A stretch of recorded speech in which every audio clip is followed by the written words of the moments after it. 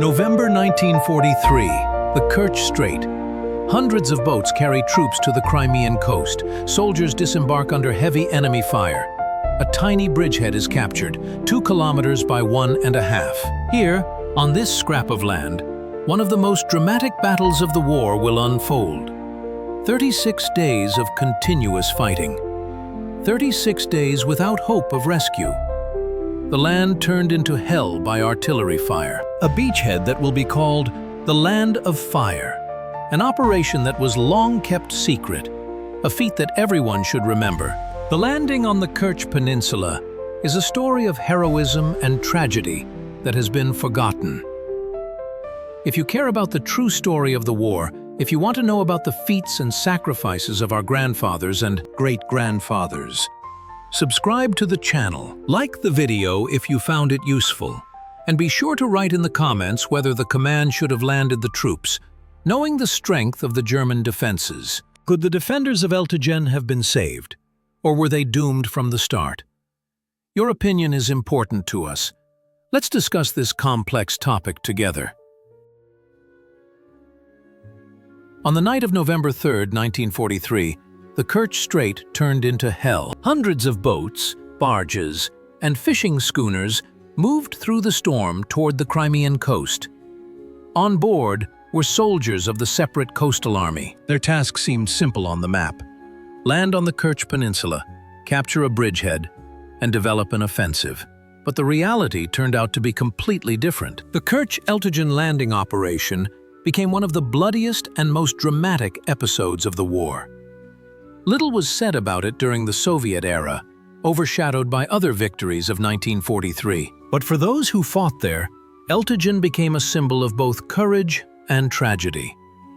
The plan for the operation was developed at the Supreme Command headquarters. Crimea had to be liberated. It was a strategic hub, a base for German aviation, and a threat to the Caucasus. The Kerch Peninsula was the key to Crimea. By capturing it, the Red Army would gain a foothold for further advances. The command of the North Caucasus Front was tasked with forcing the Kerch Strait and capturing 3 sections of the coast. The northern section was in the Yeni-Kale area. The central section was near the village of Zhukovka. The southern section was near the village of Eltigen. The main forces were to land in the northern and central directions. The Eltigen landing force was considered auxiliary, a diversion. But fate decided otherwise. The northern group suffered huge losses, even during the landing. The central group was unable to gain a foothold on the shore and withdrew. Only the southern group, which landed at Eltigen, managed to capture and hold a bridgehead. This patch of land, measuring 2 kilometers by 1.5, became the arena for 36 days of continuous fighting. The first wave of the landing force consisted of 17 torpedo boats and 60 rowboats. They carried the advance units, a total of about 2,000 men. The southern group was commanded by Colonel Viktor Fedorovich Gladkov, an experienced paratrooper who had taken part in many operations in the Black Sea. The enemy was expecting the landing. The coast was fortified with pillboxes, dugouts, and barbed wire. German infantry and artillery occupied the dominant heights, but the suddenness and decisiveness of the attack did their job. At 4 o'clock in the morning on November 3, the first boats approached the shore. The paratroopers jumped into the icy water under machine gun and mortar fire. Many died before reaching land, but those who survived rushed into the attack. Hand-to-hand combat ensued. By dawn, Soviet troops had captured the first line of German fortifications and secured the shore. The next waves of troops landed in daylight under continuous fire. Casualties grew with each passing hour. By the evening of November 3, about 6,000 men, several guns, and mortars had gathered on the beachhead. Ammunition was scarce, food was almost non-existent, and communication with the mainland was sporadic. Thus began 36 days of defense, which would go down in history as the fiery land of Eltigen. But why was this bridgehead held for so long? What helped the soldiers withstand the daily attacks of superior enemy forces? By the end of November 4, the defenders of the bridgehead realized the scale of the problem. The Germans had brought significant forces to Eltigen, about 2 infantry regiments, tanks, and artillery.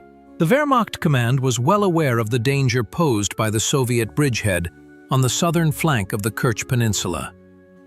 If the paratroopers managed to advance deeper, the entire defense of Crimea would be threatened. Therefore, the order was categorical: destroy the bridgehead at any cost. German troops began methodical attacks, seeking to drive Soviet units into the sea. At the same time, artillery carried out continuous shelling of the entire bridgehead territory. There was not a single square meter where shells and mines did not fall. The situation of the Marines became critical. The bridgehead was so small that it was impossible to dig in properly. Any shelter was exposed to fire from several points. There was nowhere to evacuate the wounded. The medical units were under constant fire. The dead were buried on the spot, in shell craters. The commander of the landing force, Colonel Gladkov, understood that it was necessary to expand the bridgehead and capture the dominant heights. Otherwise, the defense would turn into a slow extermination of the troops. On November 5, an attempt was made to advance in the direction of the village of Bulganak. The attack was stifled by German tank and artillery fire. On November 6th, the Germans launched a massive offensive with 2 battalions supported by 20 tanks. The attack came from 3 directions simultaneously. Soviet soldiers fought off the attacks with their last ounce of strength. They used anti-tank rifles, bottles of incendiary mixture, and bundles of grenades against the tanks. One episode from that day became legendary. A group of machine gunners under the command of Senior Sergeant Abdullah Idrisov found themselves cut off from the main forces. German tanks broke through to the rear of the defenses. Idrisov and his soldiers took cover in the ruins of a house and met the enemy with fire. When they ran out of ammunition, they launched a bayonet attack on the tanks. All of them were killed, but they held back the enemy for several hours. Idrisov was posthumously awarded the title of Hero of the Soviet Union. By the end of November 6th, the Germans had managed to push back the defenders of the bridgehead. The area of the defended territory was reduced to 2 kilometers along the front and less than 1 kilometer in depth. But the paratroopers held their ground. Every meter of land cost the Germans dozens of lives. On November 7, the anniversary of the revolution, several boats carrying ammunition and food broke through to the bridgehead. It was a miracle. Most attempts to deliver cargo ended in the destruction of ships under fire from coastal batteries. The sailors were going to their deaths so that their comrades on shore could hold out for another day. Communication with the command of the separate coastal army was maintained by radio. Lieutenant General Ivan Petrov, commander of the army, demanded that they hold out at all costs. He promised quick help and new landings, but help did not come. The northern and central landing groups were defeated. There was no way to send reinforcements to Eltigen. On November 8th, the Germans launched a new massive attack. This time, they used aircraft. 87 Junkers dive bombers methodically bombed the landing forces' positions. After the airstrike, tanks and infantry went on the attack. The battle lasted all day. By evening, the defenders of the bridgehead had repelled the attack, but the losses were enormous. Of the 6,000 men who had landed in the first days, less than half remained in the ranks. Ammunition was running out. There was enough food for 2 or 3 days. Water was obtained from wells that were under fire. But the worst thing was the lack of hope for a quick liberation. The soldiers understood that there was no help coming. They were left alone with a superior enemy on a tiny piece of land that had turned into a continuous graveyard. Why did they continue to fight? What kept them on this fiery land? The name Land of Fire was not given to the bridgehead by accident. German artillery shelled Eltigen around the clock. According to military historians' calculations, an average of 3 to 4 shells or mines fell on every square meter of the bridgehead during the defense. The land was transformed into a lunar landscape. Solid craters, debris from equipment, and the remains of the dead. At night, a new dimension of horror was added to the terror of artillery fire. The Germans used flares, turning darkness into daylight. Under this artificial light, machine gunners shot at any movement on the bridgehead. It was impossible to sleep. It was impossible to rest. The soldiers existed in a state of constant combat and waiting for death. The air temperature in November dropped below zero. Rain began, then snow. Wet clothes did not dry. There was nowhere to warm up. Any fire was immediately covered with mortar fire. Colds mowed down the soldiers no worse than bullets. Many suffered from frostbite on their feet, standing knee-deep in water at the bottom of the trenches. Food was reduced to a minimum. On good days, the soldiers received 100 grams of crackers and a little canned food. Often there was not even that. Water was taken from wells in the village of Eltigen, but the wells were in the line of fire. Every bucket of water meant risking one's life. Some soldiers drank seawater, which led to stomach upset and dehydration. Despite the inhuman conditions, discipline on the bridgehead remained ironclad. Colonel Gladkov personally visited the positions, encouraged the soldiers, and organized the defense. Political workers held short meetings between battles, read reports from the Sovinform Bureau, and reminded everyone of the importance of the bridgehead for the general offensive on Crimea. The psychological pressure was enormous. The Germans regularly broadcast propaganda through loudspeakers, urging them to surrender. They promised to spare their lives, provide good food, and send them to prisoner of war camps. Some soldiers, driven to extremes, gave in, but most held out. There were acts of heroism that cannot be explained by logic. Mikhail Karpovich Kartaukov, commissar of one of the battalions, was seriously wounded in battle on November 10th, but refused to be evacuated. He remained in the trench and continued to command the repulsion of attacks until his last breath. He died on November 11, without retreating a single step. He was posthumously awarded the title of Hero of the Soviet Union. Signalmen worked under constant fire, repairing broken wires. Artillerymen fired their last shells at enemy tanks.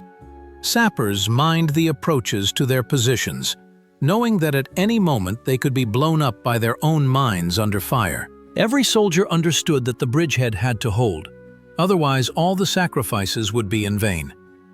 By mid-November, the bridgehead had shrunk to 1.5 kilometers across the front and 700 meters deep. It was an area the size of a large city block. About 3,000 people remained there, all that was left of the original landing force. The command demanded that they hold out until the main forces of the army arrived. But the main forces did not arrive. Attempts to land new troops in other areas of the Kerch Peninsula failed one after another. The German defenses proved too strong. The Eltigen bridgehead remained the only section of the Crimean coast where Soviet troops had gained a foothold. Every day on the bridgehead was like the one before. Artillery fire, enemy attacks, repelling attacks, the death of comrades, more artillery fire. And so it went on, endlessly and without hope. The earth was truly burning, from shell explosions, from fires, from the blood of the dead. But how long could this hell be endured? When would help arrive, or at least an order to evacuate? The success of the defense of the Eltigen bridgehead was largely determined by the quality of the command.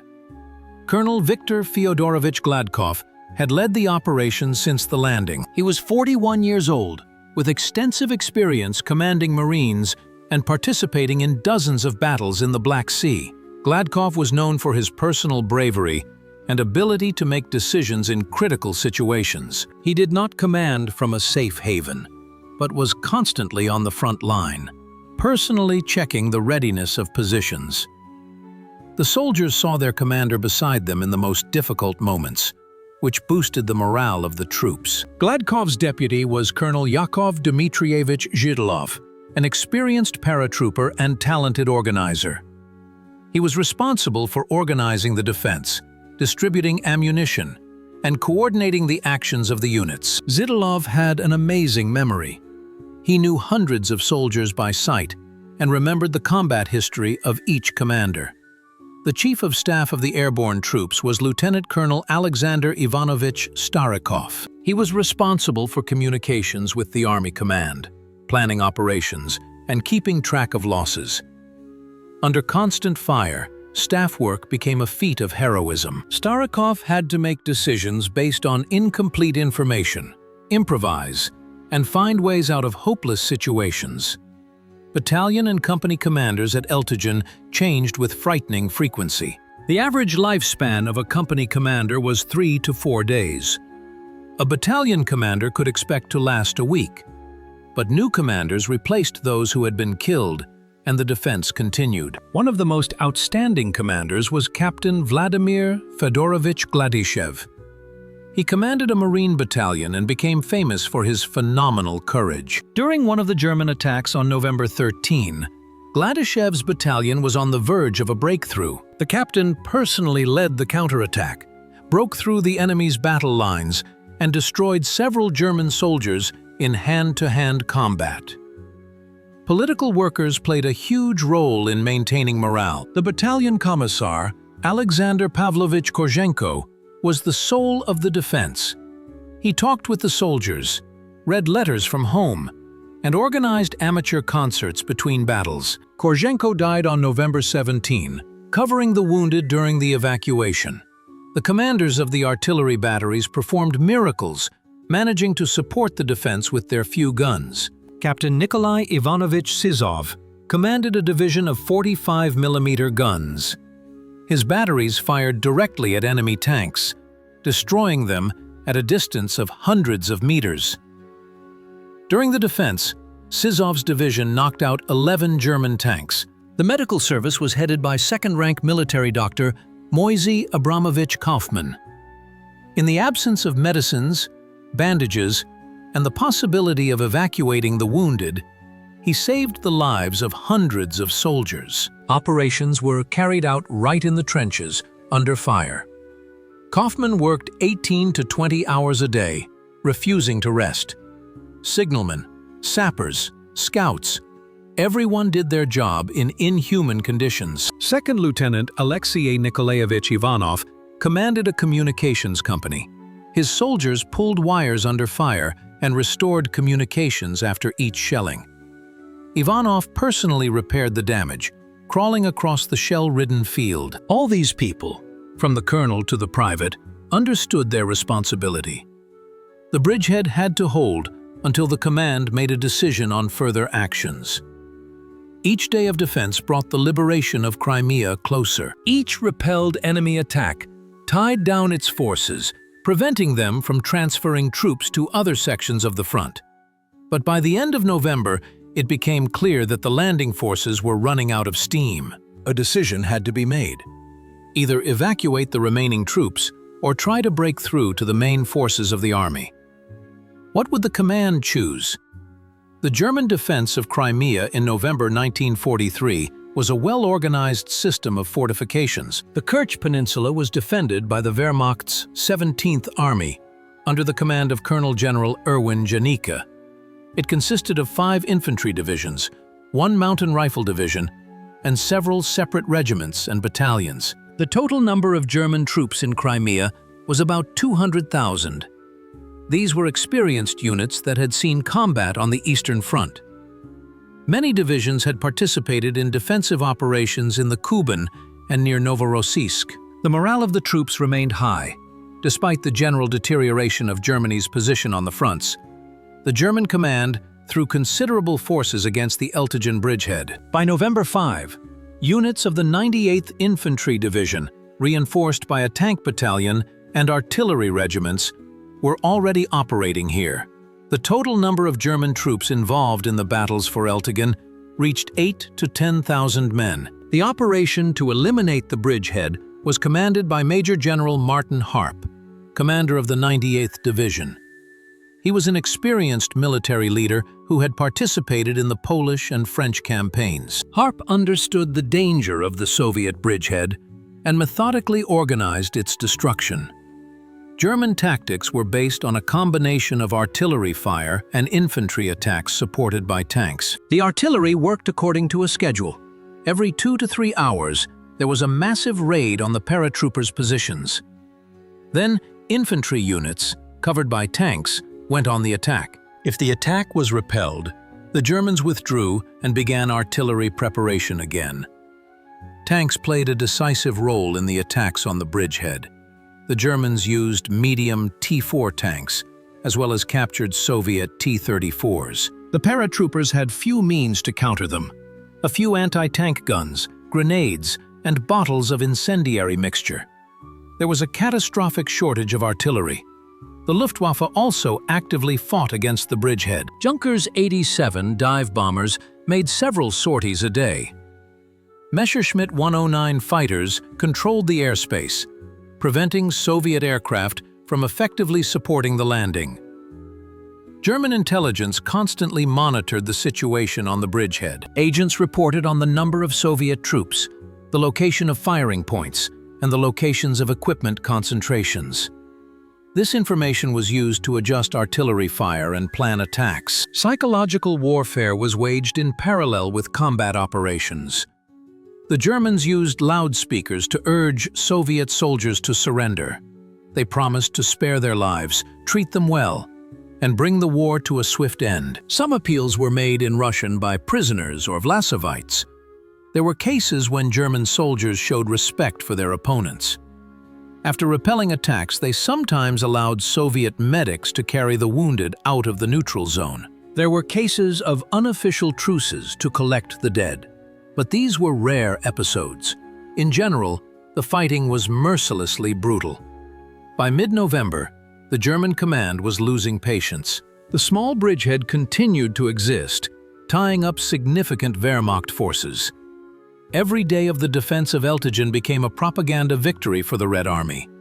Berlin demanded results. On November 20, a decision was made to launch a final assault. The Germans brought in additional artillery, tanks, and fresh infantry units. The plan was to completely destroy the bridgehead in 2 or 3 days and throw the remnants of the landing force into the sea. But the Soviet soldiers had no intention of surrendering. They prepared for the final battle, knowing that there was nowhere to retreat. Behind them was the sea. Ahead of them was a superior enemy. Their only chance of salvation was to break through to their own lines. But for that, they needed an order from the command. Life on the Eltigen bridgehead bore little resemblance to normal frontline life. There was no rear, no safe zones, no places to rest. The entire bridgehead was under direct enemy fire. Any movement during the day threatened death from a sniper's bullet or shrapnel. At night, it was a little easier, but not much. Trenches were dug with great difficulty in the stony Crimean soil. Shovels quickly broke on the rocks. They had to use whatever means were at hand: pieces of boards, pieces of iron, their hands. The trenches were rarely more than a meter deep. Beyond that was solid rock. This did not protect them from direct shell hits. The soldiers slept in fits and starts, 2 or 3 hours a day. There was no duty roster. Everyone was constantly on alert. Attacks could happen at any time of the day or night. The Germans deliberately disrupted the routine, giving the enemy no respite. The soldiers fell asleep right in the trenches, leaning against the earthen wall. Their clothes quickly turned to rags. Their greatcoats were torn by shrapnel and soaked with mud and blood. Their shoes fell apart. Many soldiers wore the boots of their fallen comrades. They did not change their underwear for weeks. Lice became commonplace. There was no escape from them in the conditions of the bridgehead. Food was reduced to a minimum. When a supply boat managed to break through, the soldiers received crackers, canned food, and sometimes vodka. The portions were meager: 100 to 200 grams of bread, a can of canned food for 3 or 4 people. On the worst days, there was nothing. The soldiers starved, chewing grass, plant roots, and the leather from their boots. Water was obtained from several wells in the ruins of Eltigen. But the wells were under constant fire. The Germans deliberately targeted these locations, knowing that Soviet soldiers would be forced to go there. Every trip for water became a deadly operation. Dozens of soldiers died. Smoking was the only luxury available. Tobacco was saved and shared with each other. They would smoke one cigarette to the end, passing it around in a circle. They would wrap their tobacco in scraps of newspaper or paper from ammunition boxes. In the lulls between battles, the soldiers would smoke greedily, trying to calm their nerves. There was no hygiene whatsoever. There was nowhere to wash. There wasn't even enough water to drink. There was no way to shave. Everyone grew beards and became covered in dirt. The smell on the bridgehead was terrible. A mixture of gunpowder, rotting corpses, unwashed bodies and blood. They quickly got used to it. Toilets were set up right in shell craters. You had to walk there under fire. Many soldiers relieved themselves without leaving the trenches. The unsanitary conditions led to widespread intestinal diseases. Dysentery decimated entire units. There were no medicines. The sick simply lay in the trenches until they recovered or died. They tried to evacuate the wounded to the mainland, but this was rarely successful. Most remained on the bridgehead, in makeshift medical stations set up in the basements of destroyed houses. Operations were performed without anesthesia, by the light of oil lamps. Many died from pain shock, blood poisoning, and lack of medicine. The dead were buried in mass graves, sometimes simply covered with earth in craters. There was no time for proper funerals. Often, the bodies lay in the open air for several days until it was possible to bury them. They got used to death. It surrounded them on all sides. Despite all this, the soldiers retained their humanity. They shared their last piece of bread, supported the wounded, and buried their fallen comrades. Between battles, they talked about home, their families, and peaceful life. They sang songs, read poetry, and reminisced about pre-war times. It was this humanity, camaraderie, and mutual aid that helped them survive the hell of Eltigen. But how long could they endure it? Heroism on the Eltigen bridgehead was not an exception but the norm. Every soldier performed feats of heroism every day, simply by staying alive and continuing to fight. But there were cases that stood out, even against the backdrop of general heroism. Stories of specific people whose names have been remembered. Senior Sergeant Daut Timirgaliyevich Yusupov commanded a squad of machine gunners. On November 15th, his group covered the evacuation of the wounded to the shore. The Germans attacked with superior forces. Yusupov ordered his soldiers to retreat while he remained in the trench with a machine gun. He fought until his last bullet, destroying more than 30 enemy soldiers. When the Germans got close, he blew himself up with a grenade, along with his enemies. He was posthumously awarded the title of Hero of the Soviet Union. Corporal Ivan Grigorievich Kunikov was a signalman. On November 17th, during a massive artillery barrage, communication between the command post and the front lines was interrupted. Kunikov crawled to repair the line under continuous fire. He found the break in the wire and twisted the ends together. At that moment, a shell fragment cut the wire in another place. Kunikov crawled further, leaving a bloody trail from his wound behind him. He restored communication, transmitted an important report, and died on his way back. He was posthumously awarded the Order of the Patriotic War, First Class.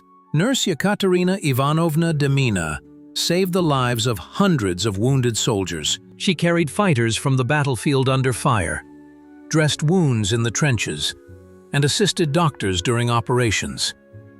On November 21st, during another German attack, Demina carried a seriously wounded battalion commander on her back. She herself was wounded several times, but she carried the commander to the medical station. After the war, she worked for many years as a nurse in a civilian hospital, never talking about her exploits.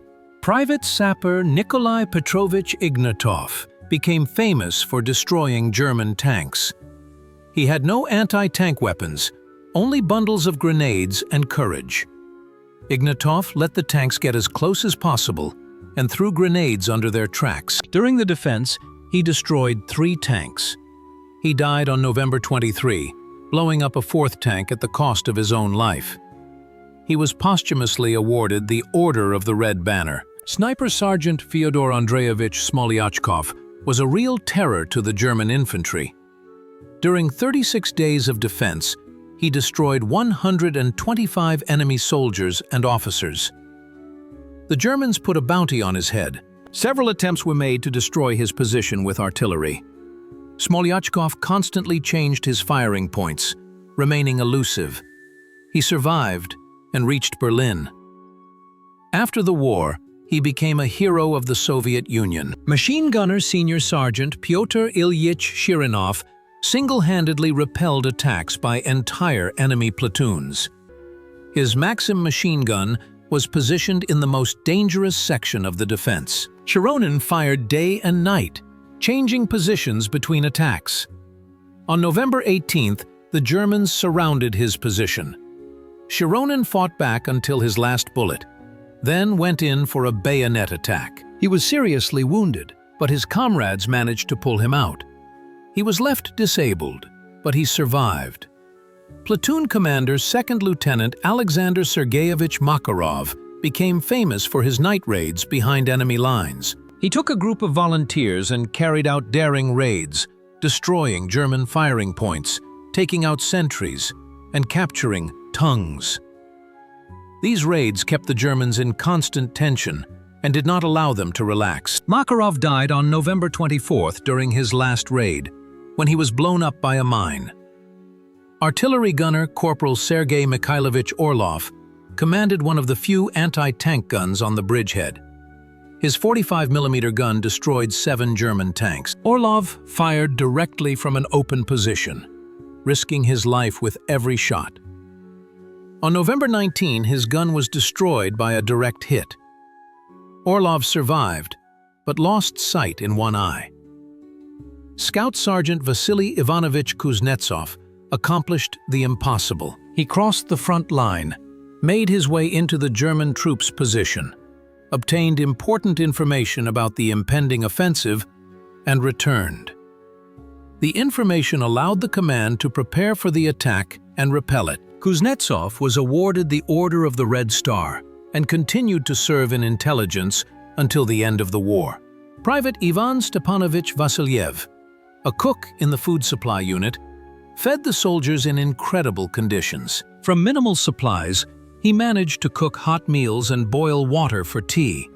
His field kitchen was located in a shell crater and was constantly under fire. Vasilyev died on November 26th, when a shell hit the kitchen directly. The soldiers buried him with full honors. These names are only a small part of the heroes of Eltigen.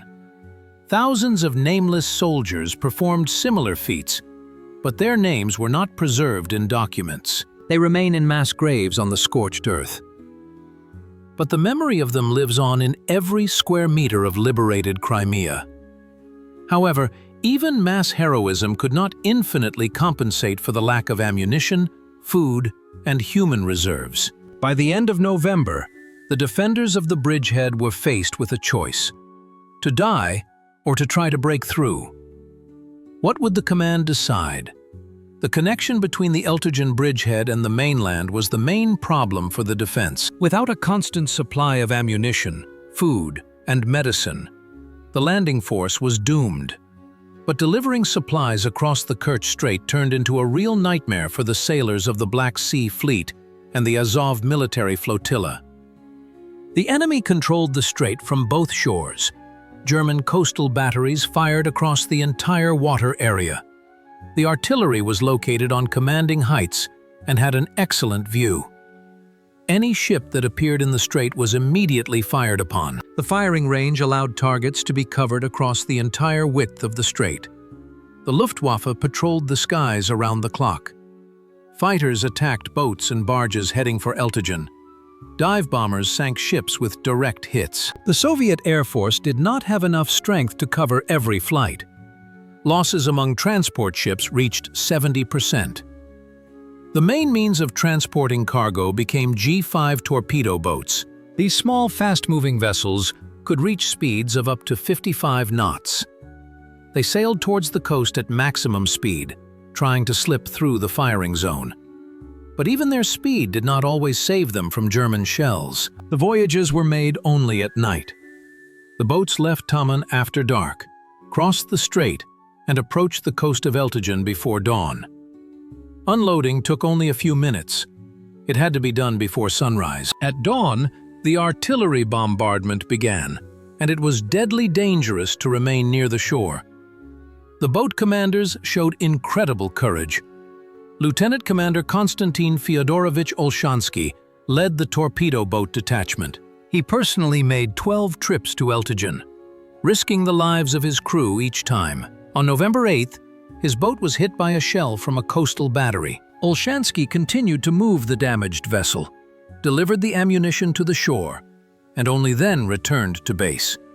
He was later named a hero of the Soviet Union. Fishing schooners and rowboats were also used. These slow-moving vessels approached the shore in complete darkness, without lights, trying to remain unnoticed. The rowers worked silently, listening to every sound.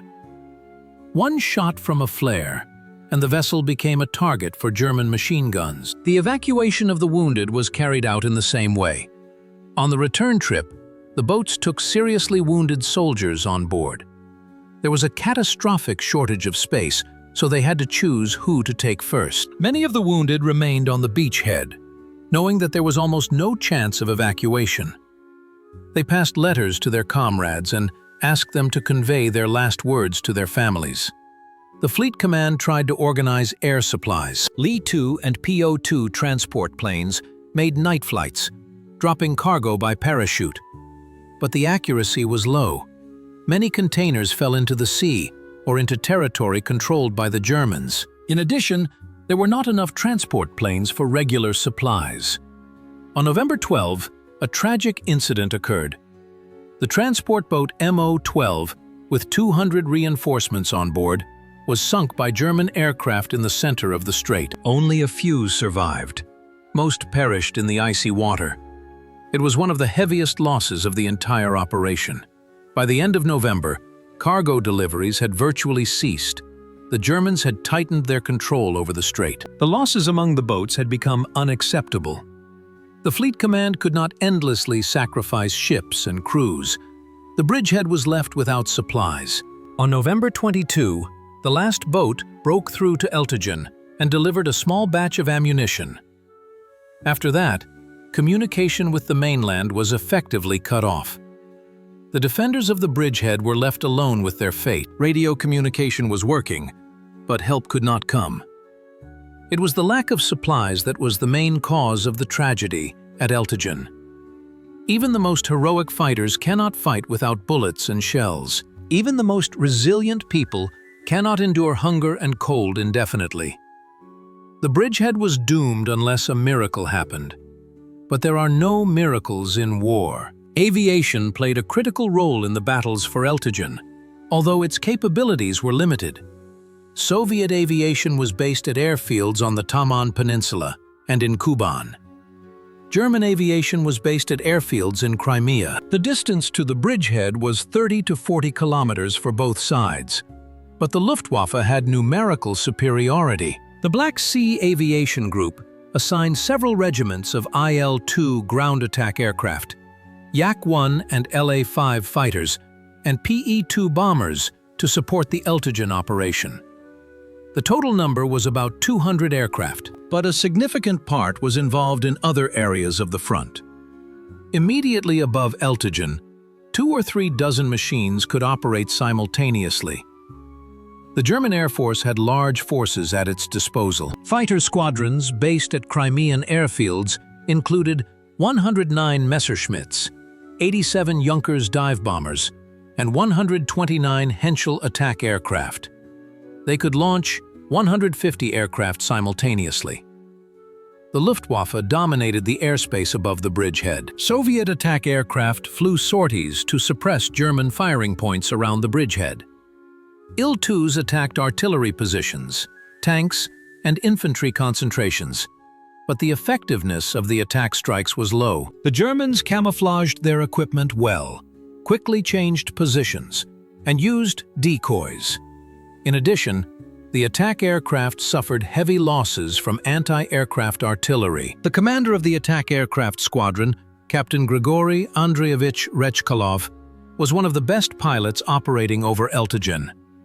He flew 42 combat missions in support of the landing. Kerch-Eltigen personally destroyed 3 German tanks, several artillery batteries, and dozens of vehicles. After the war, he was twice awarded the title of Hero of the Soviet Union, although he received the second title for other battles. Fighter aircraft covered the bridgehead from raids by German bombers. Yak-1 and La-5 aircraft patrolled over Eltigen, engaging in aerial combat with Messerschmitts. The battles were fierce. Soviet pilots fought against a numerically superior enemy, compensating for this with courage and skill. Lieutenant Alexander Ivanovich Pokryshkin, future 3-time hero of the Soviet Union, flew several times to the Eltigen area. He shot down 2 Messerschmitts and 1 Junkers over the bridgehead, saving the paratroopers from bombing. Pokryshkin recalled these battles as some of the most intense in his career. Night aviation used light Po-2 bombers for harassing raids on German positions. The Night Witches, as the Germans called the women's aviation regiments, bombed enemy troops, not giving them any rest. The effectiveness of night bombing was low, but the moral effect was significant. Transport aircraft tried to drop cargo onto the bridgehead. The Li-2 and Po-2 flew at night, guided by signal fires, but their accuracy was appalling. It is estimated that no more than 30% of the cargo dropped reached the defenders. The rest fell into the sea or into German hands. At the same time, transport planes suffered losses from anti-aircraft fire and night fighters. Reconnaissance aircraft regularly photographed the Eltigen area. The photographs helped the command assess the situation and plan operations. But the reconnaissance aircraft were also being destroyed. German fighters were hunting down lone aircraft. On November 17, a massive air battle took place over the bridgehead. Soviet attack aircraft, supported by fighters, attacked German positions. The Luftwaffe scrambled a large group of Messerschmitts to intercept them. About 80 aircraft from both sides took part in the battle. Both sides suffered losses. 8 Soviet and 5 German aircraft were shot down. By the end of November, the intensity of Soviet sorties had decreased. The Air Force was suffering losses and lacked fuel and ammunition. The airfields on Taman were in poor condition, muddy, cold, and lacking adequate shelters for equipment. German aviation continued to dominate Eltigen. On November 25, German bombers carried out their last massive raid on the bridgehead. 20 Junkers 87s methodically bombed the defenders' positions. The losses were enormous. Soviet fighter aircraft were unable to intervene. Their forces were tied up in battles in other areas. The Air Force did everything possible to support the landing force. Pilots died, trying to help their comrades on the ground. But the Air Force alone was not enough to save the bridgehead. Help from the ground forces was needed, but it never came. By November 20, the situation on the bridgehead had become critical. The German command had pulled additional forces to Eltigen for a final assault. Intelligence reported the approach of a fresh infantry division, a tank battalion, and several artillery regiments. A general offensive was being prepared with the aim of completely destroying the bridgehead. The defenders were on the verge of physical and moral exhaustion. Of the 6,000 men who had landed in early November, less than 2,000 remained in the ranks. Ammunition was running out. There were only 10 to 15 rounds left for each rifle. There were almost no artillery shells. There was enough food for a day or two. Colonel Gladkov reported daily to Army headquarters about the critical situation. He requested reinforcements, ammunition, and evacuation of the wounded, but no help came. The Army command itself was in a difficult situation. Attempts to expand other bridgeheads had failed. The main forces were stuck on the Taman coast. On the morning of November 21, an artillery barrage of unprecedented force began. All German guns fired simultaneously at the small bridgehead. The earth shook from the explosions. The air turned into a solid wall of fire and smoke. The soldiers pressed themselves to the bottom of the trenches, knowing that the artillery barrage would be followed by an attack. At 10 o'clock in the morning, the artillery shifted its fire deeper into the defenses. German troops advanced on the bridgehead from 3 directions. 30 tanks led the way. Behind them were up to 3 battalions of infantry. It was an avalanche of steel and fire, against which the exhausted defenders had almost no means of fighting back. The soldiers opened fire with their last rounds of ammunition. Anti-tank guns tried to stop the tanks, but there were too few of them. The artillerymen fired their last shells. When the ammunition ran out, they went in with bayonet attacks. But the forces were unequal. By noon, the Germans had broken through the defenses in several places. Tanks broke into the Soviet troops' positions, crushing the trenches with their tracks and firing machine guns. The bridgehead split into several isolated pockets of resistance. Communication between them was cut off. Each group fought on its own. Gladkov's command post was surrounded. The colonel and a group of fighters fought back until evening. When the situation became hopeless, Gladkov ordered the documents to be destroyed and to break through in small groups. He himself, with a machine gun in his hands, went into the last attack. He died in hand-to-hand combat with German soldiers. By the evening of November 21, organized resistance on the bridgehead had ceased. The Germans controlled most of the territory. But the war was not over. Hundreds of fighters took refuge in the ruins of houses, in craters, and in basements. They continued to fight in small groups, refusing to surrender. At night, the remaining defenders tried to organize themselves. Colonel Zhidilov, Gladkov's deputy, took command. He gathered about 800 fighters in the coastal area. Communication with the army command was maintained via the only surviving radio station. Zhidilov reported on the disaster and asked for instructions. On November 22nd, the order came. Break through in the direction of Kerch, where other Soviet units that had landed further north were operating. The distance was about 15 kilometers through enemy-occupied territory. The chances of success were slim, but there was no other way out. Staying on the bridgehead meant certain death or capture. Zhidilov organized a night breakout. The plan was simple. March in a column along the seashore, cutting a path through German positions. The wounded who could not walk had to be left behind with several nurses and a doctor. They were given the last grenades for self-defense. Everyone understood that this was a farewell forever. What awaited the defenders of Eltigen on their way home? Would any of them reach their destination?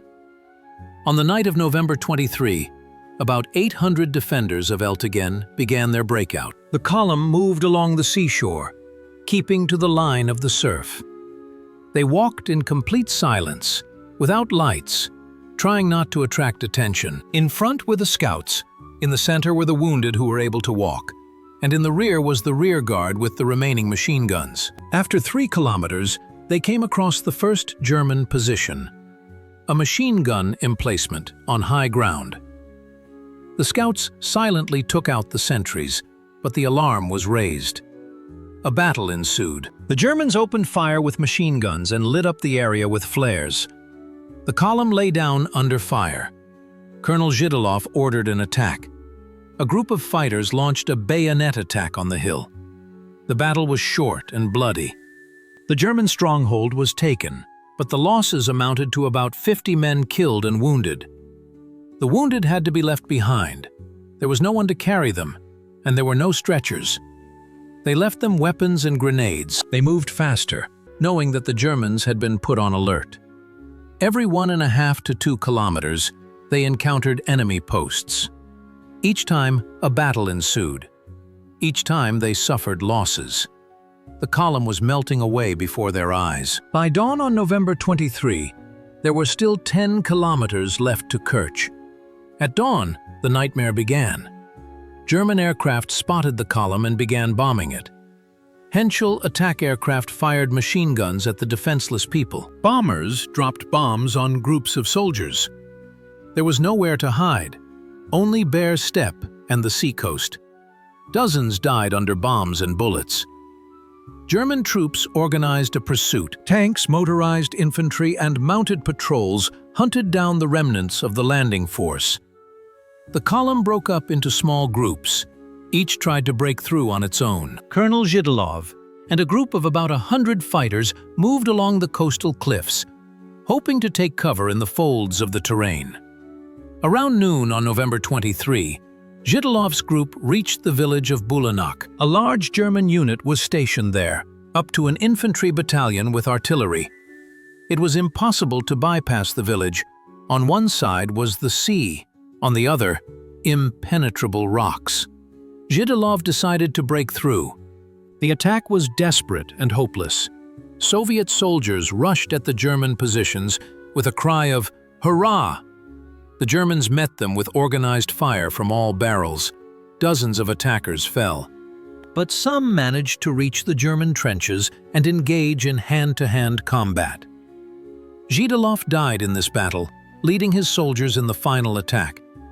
Of the 100 men who attacked Bulganak, about 20 broke through. They ran further along the shore, pursued by fire. By the evening of November 23, this group reached the Kerch quarries, a ramified system of underground workings in the vicinity of Kerch. The quarries became a refuge for hundreds of fighters. Many groups that had broken through from Eltigen took shelter in these underground passages. Here they could wait it out, rest, and bandage the wounded. The Germans were afraid to enter the quarries, as it was easy to set up an ambush there. The underground labyrinths stretched for tens of kilometers.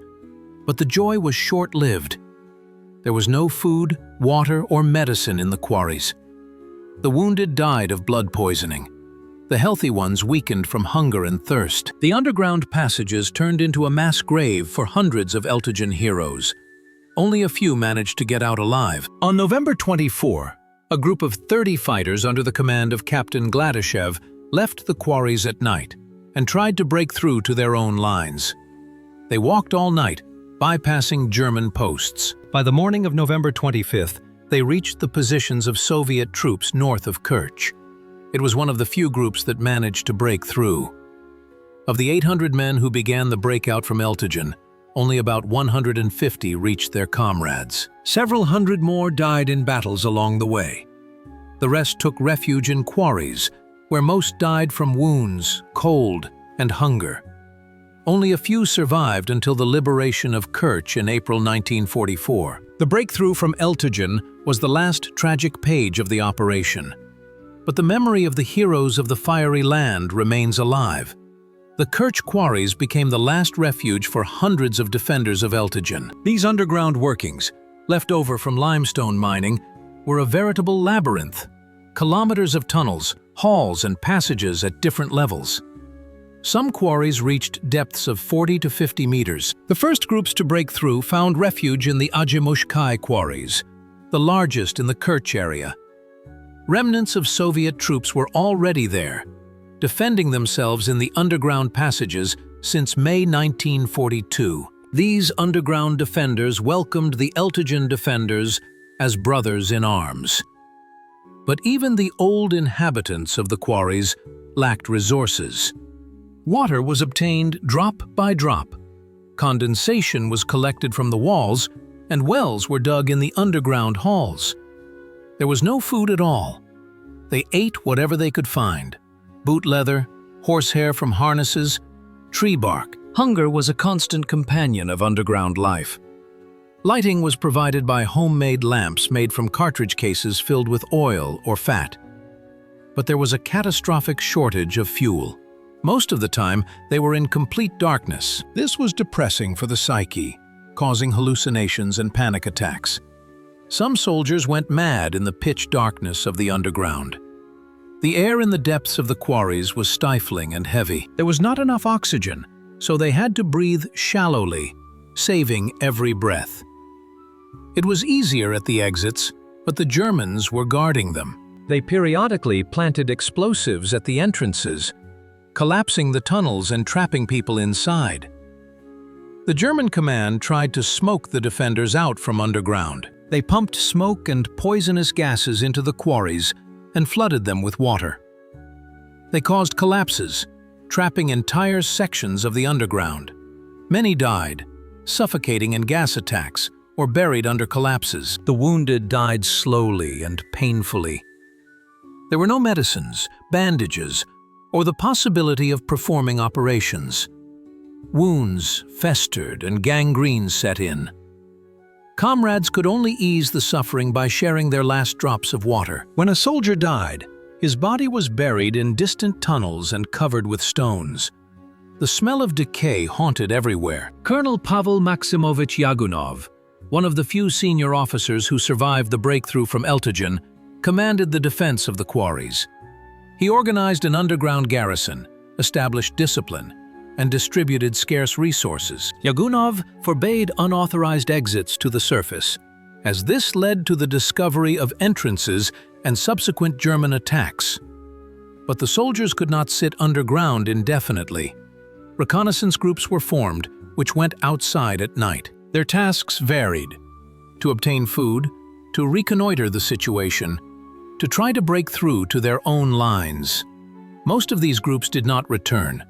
The Germans set up ambushes at all known exits. On November 28th, a group of 15 men under the command of Lieutenant Ivanov attempted to break through to Soviet positions. They left the quarries late at night, bypassed several German posts, and moved in the direction of Kerch. At dawn, they stumbled upon a German convoy. A battle ensued. All but one fighter, who managed to escape, were killed. In early December, the situation in the quarries became critical. People were dying of hunger, thirst, and disease. Those who remained alive were reduced to living skeletons. Even the most resilient were losing their strength.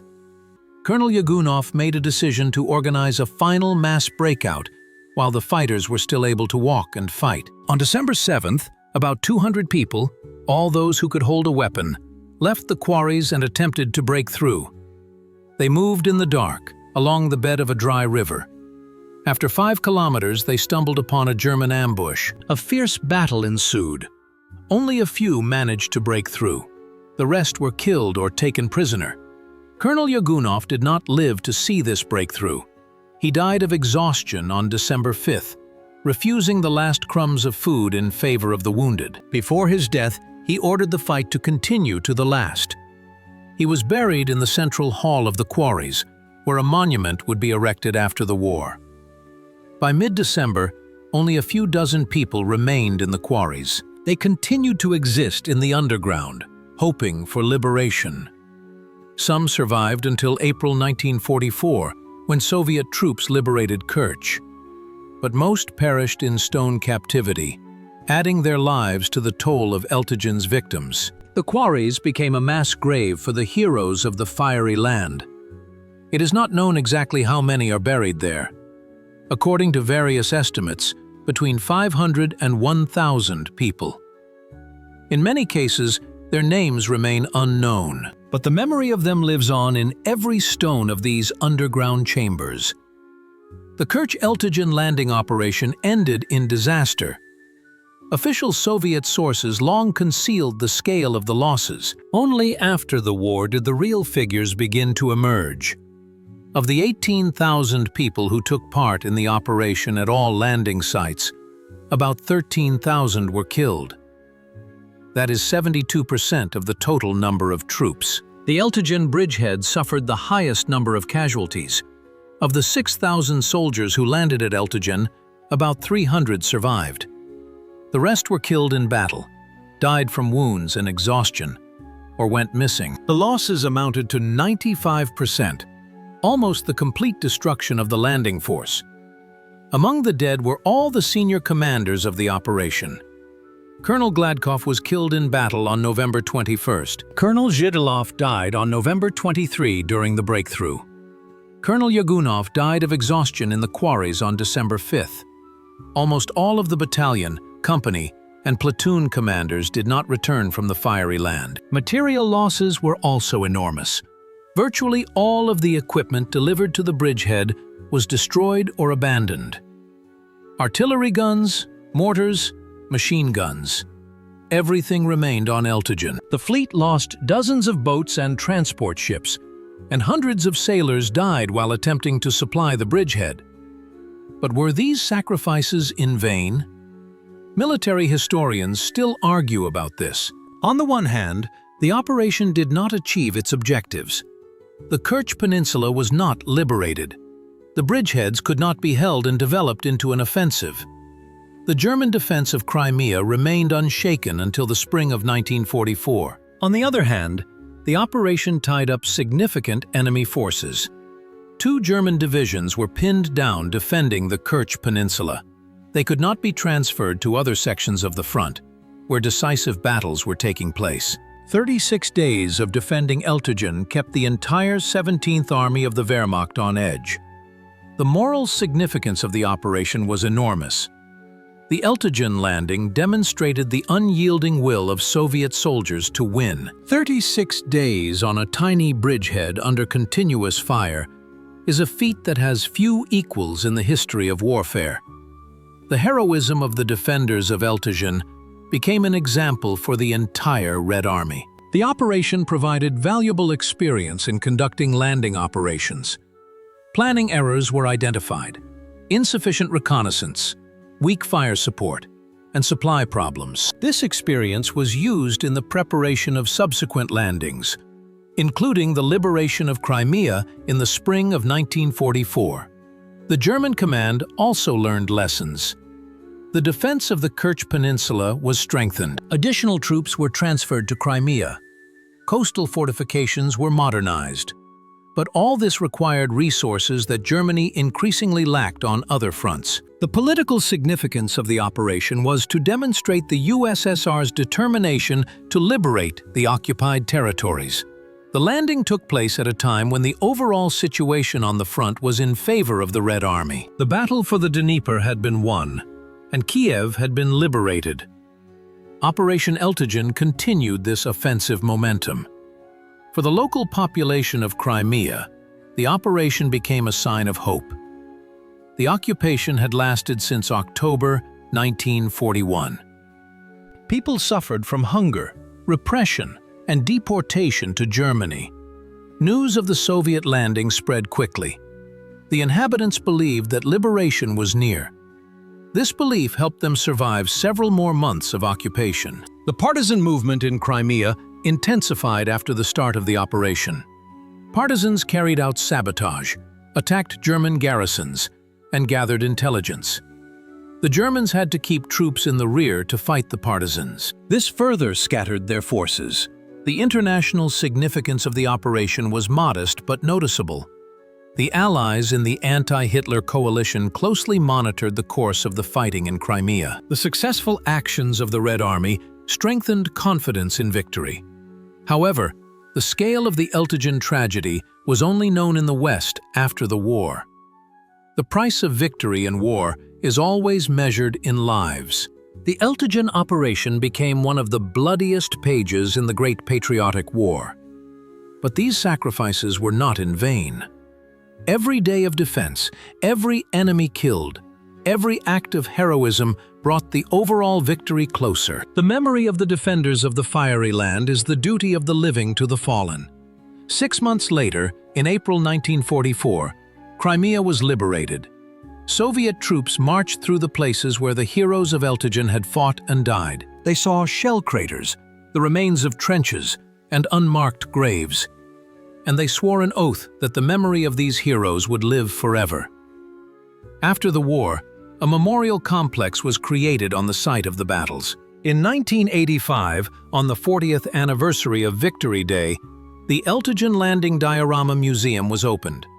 A huge, picturesque canvas, created by a battle painter, recreates the scene of the landing on November 3, 1943. In front of the canvas is a detailed plan with trenches, weapons, and elements of the paratroopers' daily life. The diorama makes a strong impression. The viewer finds themselves in the center of events. They see boats approaching the shore, paratroopers jumping into the water, and fire from German fortifications. The sound accompaniment enhances the effect of presence. You can hear gunshots, explosions, officers' commands, and the cries of the wounded. It is impossible to remain indifferent. Next to the museum is a monument, a landing craft raised on a pedestal. This is a real G5 torpedo boat that participated in supplying the bridgehead. It was raised from the bottom of the Kerch Strait and restored. Now it stands as a symbol of the courage of the sailors who broke through to the fiery land. The mass grave of the defenders of Eltigen is located in the center of the former bridgehead. The remains of more than 2,000 soldiers are buried here. Only some of the names of the dead have been identified. Many remain nameless. The marble slabs are engraved with their surnames, ranks, and dates of birth. Reading them, you see that most were between 18 and 20 years old. An eternal flame burns here. It was lit in 1967 from a torch taken from the Malakov kurgan in Sevastopol.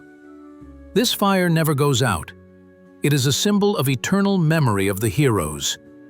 People come here, lay flowers, and stand in silence. There are especially many people on May 9th and November 3rd, the day of the landing.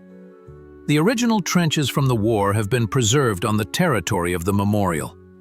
They have been preserved and reinforced against destruction. You can go down into the trench, see the embrasures of the firing points, and feel the conditions in which the defenders fought. The ground still bears traces of the war, shell fragments, cartridge cases, and pieces of weapons. The museum has assembled a rich collection of artifacts. It stores the personal belongings of paratroopers, letters, photographs, documents, Soviet and German weapons found on the battlefield, pieces of equipment, medals, orders. Each exhibit represents someone's fate, someone's story, which ended here on this fiery land. Documents telling the stories of specific people are especially valuable.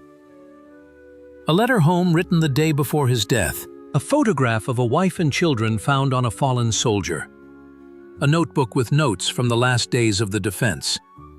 These things turn faceless numbers of casualties into real people with names and destinies. The museum employs enthusiastic guides who are passionate about the history of Eltigen. They know the names of the heroes, the details of the battles, and the fates of the survivors by heart. They tell their stories in such a way that images of those terrible November days come to mind.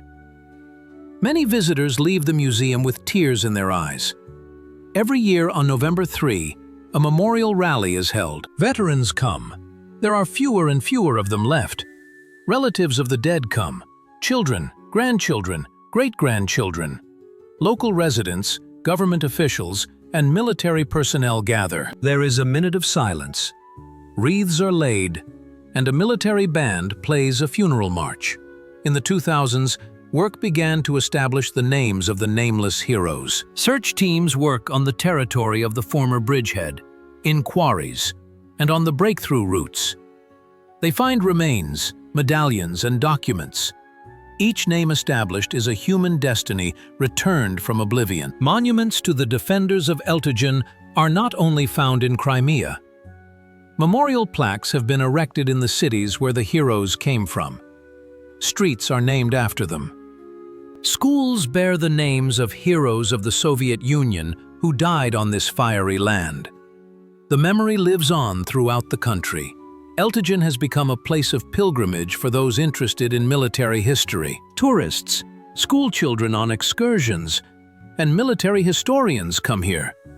Everyone takes something away from here: knowledge, emotions, respect for the feat, and an understanding of the price of victory. The sea off the coast of Eltigen still washes up fragments of that war. After storms, you can find rusty helmets, shell casings, and pieces of weapons. Local residents say that the land and the sea remember, and as long as they remember, as long as the monuments stand, as long as the eternal flame burns, the heroes live on. The memory of the defenders of the fiery land is not just museums and monuments. It is our duty to those who gave their lives for freedom. It is our duty to remember, to tell future generations, to prevent the tragedy of war from repeating itself. As long as we remember, They are immortal. The Kerch-Eltigen Operation left important lessons for military science and history. The first lesson is the need for thorough reconnaissance before an amphibious operation. The command underestimated the strength of the German defenses on the Kerch Peninsula. Reconnaissance did not identify all firing points, did not determine the exact number of enemies, and did not take into account the complexity of the terrain. The second lesson is the critical importance of fire support for the landing force. Artillery preparation before the landing was insufficient. The Air Force was unable to suppress the enemy's coastal defenses. Naval artillery was ineffective due to poor visibility and a lack of ammunition. The troops landed under fire from an enemy that was virtually unsuppressed. The third lesson is the problem of supplying an isolated bridgehead. No reliable routes were planned for the delivery of ammunition and food, or the evacuation of the wounded. The enemy controlled the strait and was able to disrupt supplies. Air supplies did not compensate for the loss of sea transport. The bridgehead was cut off and doomed.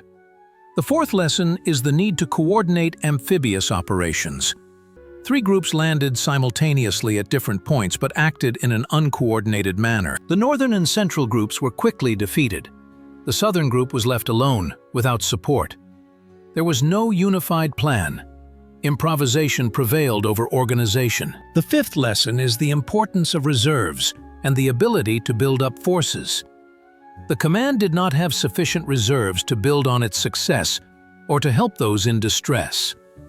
All available forces were thrown into the first wave. When the operation began to fail, there was nothing to remedy the situation.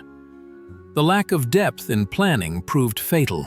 The sixth lesson is that heroism is no substitute for competent planning. The defenders of Eltigen showed miracles of bravery and fortitude. But even the most heroic fighters cannot fight without ammunition, food, or medical care. Courage must be backed up by material support and a sensible strategy. Otherwise, heroism turns into a meaningless sacrifice. The seventh lesson is that the price of mistakes in war planning is measured in human lives. 13,000 dead in the operation means 13,000 lives, families, and unfulfilled hopes. Every mistake made by the command cost dozens and hundreds of lives. The responsibility for these sacrifices lies with those who planned and led the operation. The eighth lesson is the importance of learning from failure. After Eltigen, conclusions were drawn. In the spring of 1944, the operation to liberate Crimea was carried out differently. It was better prepared, better supplied, and better coordinated. It ended in success. The tragedy of Eltigen was not in vain. It taught us what not to do. The ninth lesson concerns memory. The events of Eltigen were long hushed up as an unsuccessful operation. The scale of the losses was concealed. The heroism of the defenders was recognized, but the tragedy was not. Only with time did the whole truth become known. Honesty in assessing the past is a sign of respect for the memory of those who died. The 10th lesson is that war cannot be without tragedy and sacrifice. Even in a victorious war, there are unsuccessful operations, defeated units, and massive losses. Eltigen is one such page in history. But the overall victory in the war was achieved at the cost of millions of lives and many local defeats. It is important to remember both the victories and the sacrifices. The lessons of Eltigen are relevant today.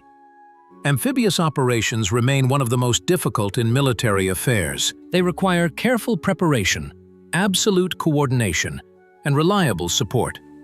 History shows that neglecting these rules leads to disaster. Technology has changed, but the essence remains the same. The significance of the Eltigen operation for the liberation of Crimea cannot be underestimated. It showed the German command the vulnerability of coastal defenses. It forced them to keep significant forces in Crimea, fearing new landings. It tied down troops that could have been deployed in other directions. It created the conditions for a successful offensive in the spring. For the history of the Great Patriotic War, Eltigen is a reminder of the price of victory. It shows that the road to Berlin passed through thousands of such bridgeheads, large and small, through millions of victims, known and unknown, through heroism and tragedy, victories and defeats.